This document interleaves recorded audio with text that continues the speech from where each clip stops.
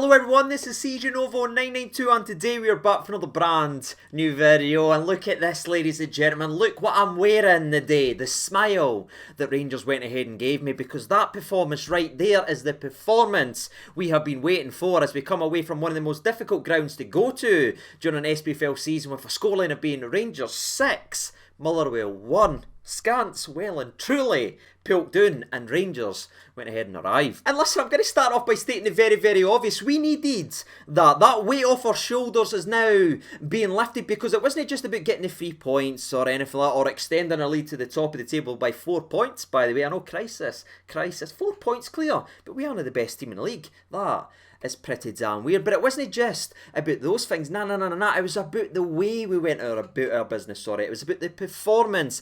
And again, despite a horrific start to the season and a truly, start to the game and a truly horrific goal that we went ahead and conceded, there seems to be something about Motherwell that gives us the opportunity and the platform to respond and rally. Because I see so many similarities to this game right here to I do last season when we went on that fantastic run and went on the winning games. But remember, we went down 1-0 to Motherwell early last season as well, and we were able to really rally to the occasion and rise and show why we could be the champions. And in this game right here, with all the questions and all the pressure and all the discussion about these players, did they want it? Did they want to be here? Are they interested? Do they want to go in January? The fact that they're able to once again roll up their sleeves and not only get themselves back into the game of football, but absolutely turn it on and finally get over whatever was stopping them from reaching their ceiling. They seem to just blow that out the way. And because of that, for the first time this season, we have looked like the rampant Rangers team that we've came to expect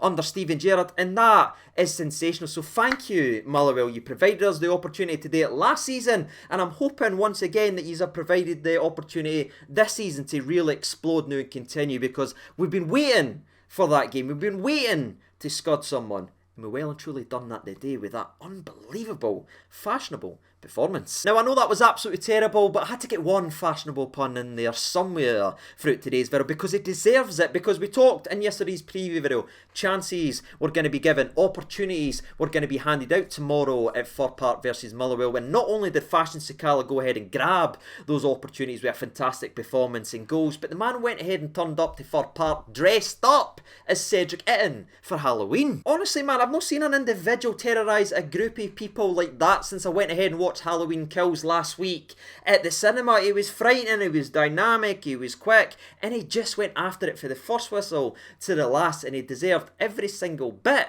of his hat-trick and the applause and the plaudits that the man's now going to win. Because we've talked about it on this channel, he's been given 15 minutes here, 15 minutes there, and he's been coming on, he's been trying way too hard, he's been almost getting in his own way, but he got a start and an opportunity, and by God, did the boy take it. And during a week that was supposed to be the crowning moment for another team and another manager, Rangers went ahead and responded with a true title statement performance, because again, that was getting flung around the place this week. Well, Rangers went ahead and responded to all the questions and the doubt to show that they really are mentality monsters, because when it was all down to crunch time, when there was no mere lead or gap or anything like that, who stood tall, who raised their game to the occasion? Rangers, ladies and gentlemen.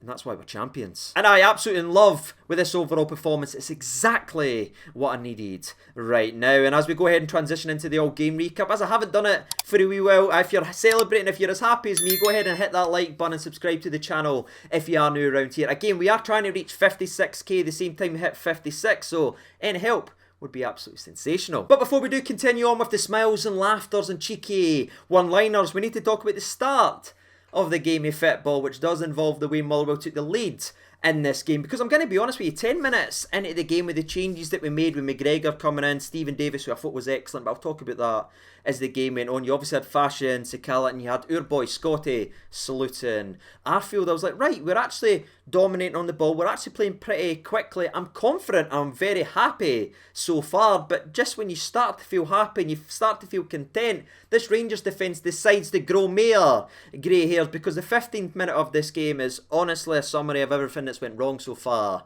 this season, because it's an aimless long ball from Motherwell.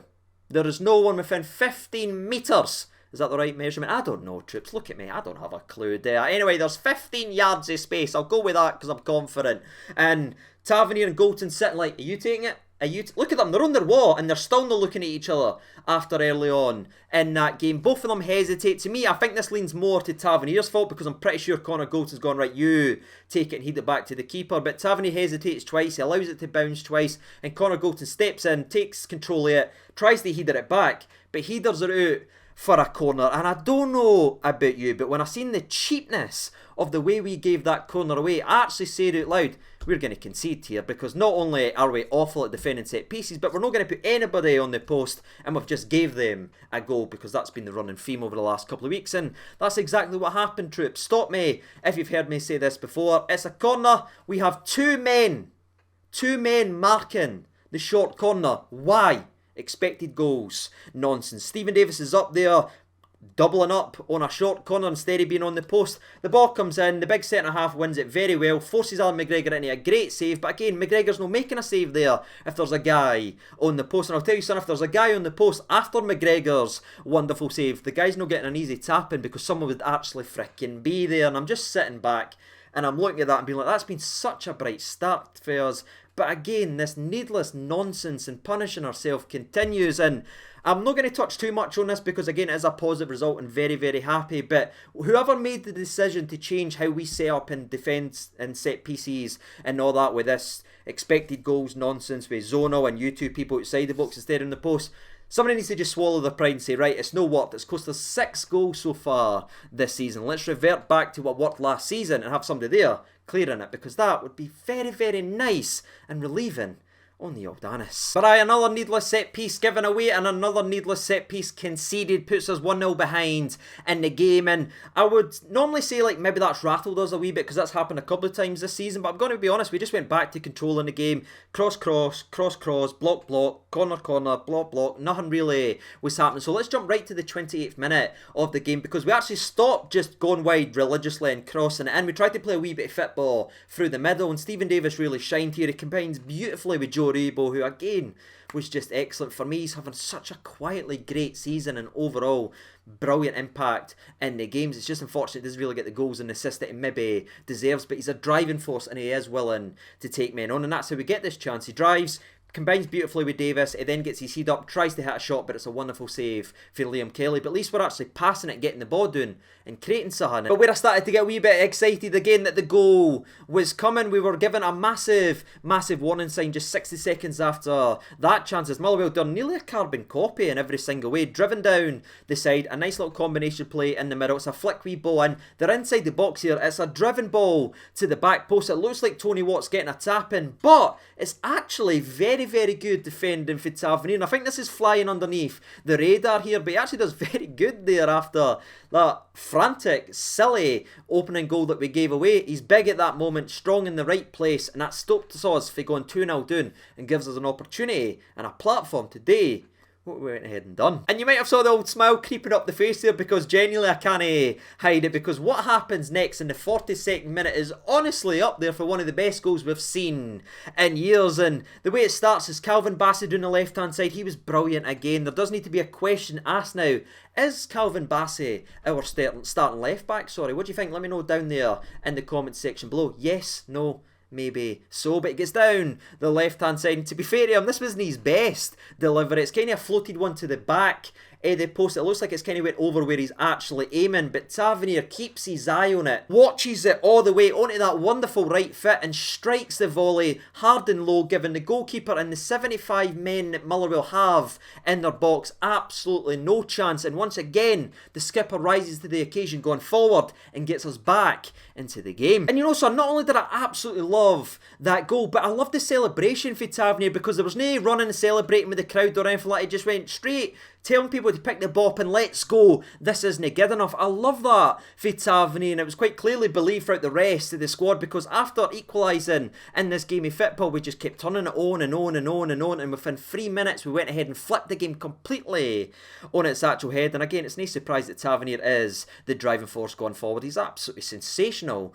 going forward as he just charges down the right hand side and he delivers a ball right on a sixpence in between the two centre halves and fashions Sakala, to be fair to into him, meets it perfectly with a well-timed run. It's a brilliant move, a brilliant header, gives Liam Kelly no chance, and that is now not only another goal I should say, for Fashion Sakala versus Motherwell, but it's yet another assist for Tavernier, making it 4 games in a row now. The skipper has had an assist and makes it the second game in a row. He scored and assisted in the same game. Skipper is answering people going forward every single time another question is asked. Wonderful for the Rangers team and wonderful for the skipper. We go into half time again with such a short period of time with so much frustration and anger to absolute bliss and joy. All we were thinking was the exact same thing. More of that in the second half. Didn't get comfortable, didn't get passive. Keep attacking the way we've been attacking so far, and it brings me so much happiness and so much joy to say we did just that, because I don't know about you, 10-15 minutes into the second half, it wasn't a matter of if we were going to score another goal and kill this game off. It was only a matter of when, because of how we were playing. Sharp, passing, attacking, everything again we came to expect last season. It was actually here against a very tough team that does make it difficult and it does pack the box and everything like that. We were just carving them open and passing so sharply. It was just glorious to actually see. Speaking of glorious, by the way, let's go to the third goal of the game for Rangers. In the 63rd minute, Calvin Bassey wins the ball back yet again. Honestly, if you gave me a quid for every single time I said that when watching that game of football, Bassey's won the ball back. Oh, Bassey's bullied that boy there. Bassey has got the ball back. I'd have enough money to buy Glenn frickin' Kamara, and that's what Calvin Bassey gave the ball to him. It was just like, go ahead, saucy Glenn, day son. And what Glenn did is they got his head up, found Sakala, and Sakala just kept running and running and running at Stephen O'Doyle, who again was on a yellow card. And that's something we did in the day versus Aberdeen when that makeshift fullback was given an early yellow card. We never ran at him pretty much the entire game. Sakala was gone for him every time, and this time he cuts inside and he just has a shot, people. We talked about that in the player profile video. This is a laddie, if you give him opportunities he will pull the trigger. And you know what? Is it deflected? Does it go in that way? Aye, but it doesn't matter, because if you shoot, you make your own luck. You're never going to score if you didn't pull the trigger unless you're playing Celtic at Ibrox and Callum McGregor decides to just punch one in. Sakala has a pop and he gets a bit of luck with it as it hits off Sean Goss and finds its way into the back of net. But make no mistake about it, that is another goal for Fashion Sakala, and you could see the smile heating up. He really wanted that third. But before we do get to the hat-trick for Sakala, Motherwell's game plan, everything about them had well and truly just fell out. Them, honestly, all this time wasting, punting the ball out of the stand and then no having balls anywhere, and if that, having to wait for the fourth official to get one for the tunnel. You knew what they were trying to do in this game of football, and even at 2-1 they were comfortable with their defending, hoping they would snatch another goal. But as soon as they went to 3-1, they just started to lose their discipline, and that is when Calvin Bassey really started to go after them badly. And again, he just bullied O'Donnell all afternoon doing that left hand side. Him and Sakala really gave him a headache, and in the 69th minute Bassey just pushes O'Donnell out the way, sprints at O'Donnell, and O'Donnell tries to come back into the get the ball, obviously comes in with a reckless slide challenge and picks up a second yellow card. And I'll be honest with you, I couldn't believe it. I was like, wow, Motherwell player actually getting a second yellow card after our stupid reckless challenge that should result in a second yellow card. That's weird. But that red card may as well have been blood dripping into the ocean, and we may as well have been a shark, because we just kept going after them and kept going after them. We just looked even more hungry for goals. And in the 75th minute, after a corner ends up coming out and everything, like a wee bit of build up and play, it drops out to our boy Saucy Glenn Kamara, and Kamara pulls the trigger, people. He unleashes one, he shoots. And yes, there is a slight little deflection in it as it's on his way to the back of it, but I couldn't care less. Saucy Glenn is at it again as he unleashes a shot and it hits the back of net. My heart, my soul, my happiness. I'm healed for all my pain and sadness watching Glenn not only pull the trigger, but find the back of net. And I'll be honest with you, the added wee spice that the Sakala was apparently in the way of Liam Kelly and it shouldn't have counted just makes that pie even more frickin' delicious, people, because that is what I've been needing. That's mere conspiracy theories for the boys and girls who puts H's in both of those words when there shouldn't be a H in any of those words. And beautiful gives me the perfect transition lovingly into the moment we all wanted to see as Rangers fans. Fashion Sakala getting his hat-trick, and I'm so glad the way it actually came about their business, right? Because it shows you how good Sakala is, because we started making subs by this point. Scott Wright came on, he went down the left-hand side, and Fashion Sakala went out to the right-hand side, but it didn't limit what he was able to do on the game of football. Now, he was still buzzing about, he was still dying for that hat-trick, and this is when the old Stuart, the man by the name of Stephen Davis, really shows what he's all about, because it's an absolute wonderfully weighted ball that I only think him and our entire team can drop it like that, because it's a kind of deed ball that he just picks up and he drops right in an area that only he, Fashion Sakala, can actually get on, and that's the quality of Stephen Davis shining, and I'm so glad it gets an assist here. Wonderful weighted ball down the right hand side. The goalie can't come out for it. It can only fall to Sakala, and Sakala is there to tap away and secure that match ball. But as some of you may have known, coming into this game, I had actually captained kamara roofe in the old SPFL fantasy football. So when he came on, I was very, very nervous, because I was like, oh great, here's 1 point for my old fantasy team. But kamara roofe just shows that if you put the ball in a dangerous area, he will be in and around it, because let's be fair, Tavernier whips in yet another fantastic corner, and probably could have gotten yet another assist, by the way, because Jack Simpson meets it perfectly. He is got into the back of it, but I couldn't care less. My fantasy team couldn't care less, and kamara roofe couldn't care less. His roof's there just to make sure it finds the back of net, and I've got no problem with it goal stealing or anything like that, despite Jackie Simpson being upset with it and everything like that. I think it's all just playful banter and everything like that, and that's what you want for your centre forward, to be sniffing it in and around that area, and that makes it a wonderful 6 people. And honestly, I couldn't take any more on the ticker. I was up there, I was dancing, I was giving it the jig, because Scott Wright nearly sent me into a coma in the 93rd minute or 92nd minute of this game, and he cut inside and unleashed a fantastic shot that was equally met with an unbelievable save for Liam Kelly. But that was the final whistle. It finishes Rangers 6, Motherwell 1 at Firpack, in a game of football that we created 7 goals in the game. We were responsible for every single wonderful goal scored. And I don't know about you, but there's something about this performance. It feels like that switch that we've been waiting for to be hit has now officially been hit. And if we're already 4 points clear at the top of the table, and we've barely been able to get out of second gear, if this is that switch flipped now, and that's us really going to turn it on, watch out Scottish football, because the champions have woke up. And with that being said, that's the game recap done and dusted. That's my thoughts and opinions. Absolutely buzzing. There's something about that performance that really feels special to me, and I think this could be the start of something we've been waiting to see all season long. I thought there was individual brilliance throughout the entire game, honestly. I know they had a wee bit of mix-up of the first goal and everything like that, and quite poor, but Tavernier, absolutely outstanding. When Rangers needed someone to step up and be counted and provide the spark to get us back in this game, the skipper didn't hide, despite a shaky opening 25 minutes of this game of football. Can't question that, lad. I thought Calvin Bassey was excellent. I thought Stephen Davis just walked through the game with Sakala in his move. I thought Glenn Kamara was a lot more direct. I thought Joe Rebo was sensational, and I thought Fashion Sakala was obviously going to steal the headlines, and I wouldn't even dare be dismissive to the lad and no say he's my man of the match. Despite individual performances all over the place, I just have to give the man of the match to Sakala. But I'm officially done and dusted. I just want to get this video and that done so I can put it up, because I feel like we've been all needing this, and I'm just buzzing to see what your reactions are going to be down in the comments section below. So if you haven't done so already, please get involved down there in the comments and share your opinion on the game. And if you went ahead and did that, I will be speaking to you very, very shortly. But until next time, ladies and gentlemen, I've been Siege over into. That has been a Sleepy Rocky Boy Johnson. Take care of yourselves, all the best, and bye-bye.